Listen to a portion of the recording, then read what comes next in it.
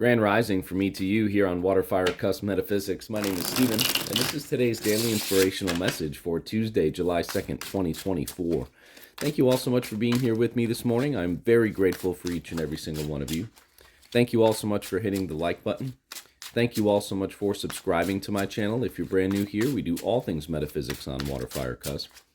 Spirit, what messages do you have today for us, for the collective? What do we need to know? What do we need to be aware of? What do we need to keep an eye out for here today, Spirit, as we navigate throughout the courses of our day? All right, and that is the Seven of Pentacles. What Spirit is reminding us of all here this morning is to be sure that we not only kind of reevaluate our hard work, our efforts, how we got to where we are in our lives, but, truly reassess, go deep inside and truly reassess how you got to where you are and what you can do to do it better as you continue to work towards your goals. The Seven of Pentacles is a card of hard work, not just physically, but also mentally from the perspective of, again, reevaluating and reassessing everything in terms of how you got to where you are and what you can do to continuously improve that process. It's a card of patience. It's a card of, waiting a little bit, right? The success is here right now, and it's going to, come into even more fruition in the future. But the Seven of Pentacles, again, reminds you that this is a marathon. It is not a sprint, right? And by that, we mean the work of life, the works of life, the works of what you do in your life. That is a collective process. It is not just one that can be judged or, kind of viewed upon in a day or two span.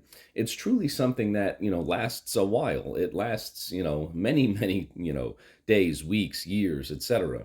So the Seven of Pentacles, again, it's about success. It's about the fruits of your labor coming to fruition, but it's also about really going inside and reevaluating what you can do to continue to improve the fruits of your labor and the fruits of your life. That's what Spirit wants us to know for today. Thank you all so much for watching part 1 of today's daily inspirational message, and we will be right back with part 2.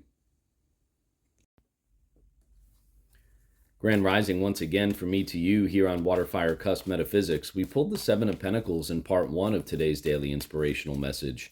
And the Seven of Pentacles is a card that reminds us that sometimes it's necessary to go inside and really give ourselves a true assessment and a true kind of reevaluation of where we are in our lives, how we got there, and what we can do to continuously improve those processes.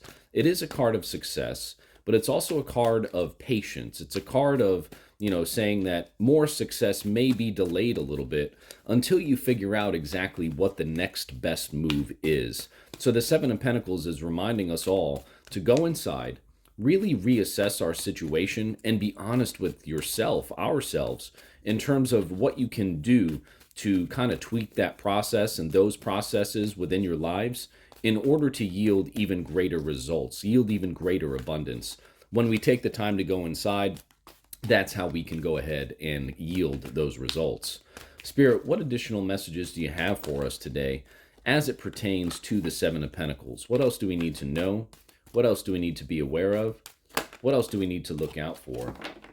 That is Lapis Lazuli. Make a decision. What a great card here as it pertains to the Seven of Pentacles. Lapis Lazuli, make a decision. Because you see the character here, he's kind of sitting, staring at everything, trying to figure out what the next best move might be, right? We just talked about the next best move.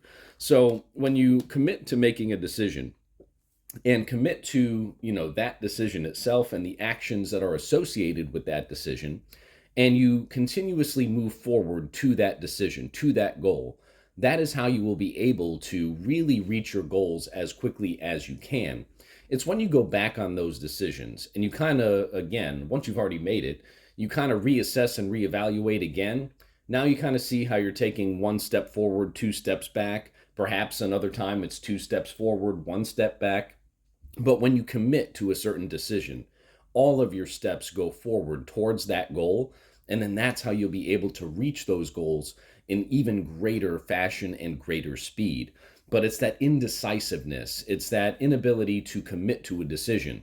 That is what is going to delay your success. That is what is going to delay your abundance.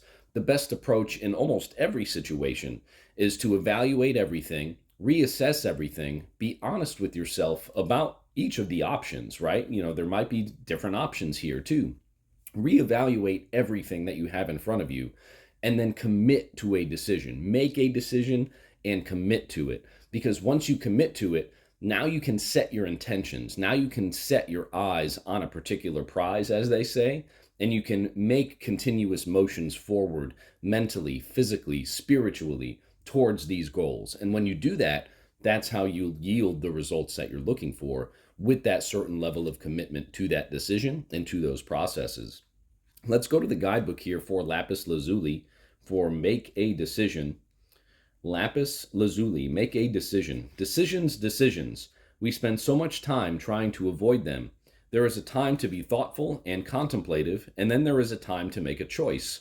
Avoid the trappings of staying in limbo and commit to the decisions you make. We just spoke about that. Your inner wisdom will guide you, but it's up to you to see your choice through. Let go of your need for a backup plan or an escape route. That's what we're talking about, right? The 2 steps forward, 1 step back. And trust that you have made the right decision for you. Invest yourself fully in your choices. You can always change your mind, but you have to make up your mind first. Core questions for Lapis. When do you struggle to make decisions? When are you afraid to commit to your decisions? What can you do right now to make good choices? Crystal action affirmation. Affirm. I am committed and decisive. I am committed and decisive. Say it with me, please. I am committed and decisive. Today, make a decision, no matter how big or small, and commit to it 100%. That's what we just spoke about when I pulled the card, right? You have to commit to it. Take the time to evaluate everything, all options, before you actually make the decision. All of that time and contemplation should never be made after you make the decision, because that's how, again, you take those 2 steps forward, 1 step back, 1 step forward, 2 steps back, and then there's never any real progress that is being made. But if you take the time before the decision is made to weigh out all options, to really see, okay, if I go with option A, I'll reach here. If I go with option B, this may be necessary, and then I'll reach there. Take the time to assess and evaluate everything before you make a decision. And then once you do make that decision, commit to it. Commit your entire being to it, your mind, your heart, your soul, everything to it. And once you do that, and you begin to work forward and commit your intentions, yourself, everything to working forward towards that goal, that's when the magic really will start to happen for you. Thank you all so much for joining me here for today's daily inspirational message. I hope this message resonated with you. If it did, thank you so much for hitting the like button. Thank you so much for subscribing to my channel, and we'll see you very soon at the next reading. I hope you have a great day, everybody.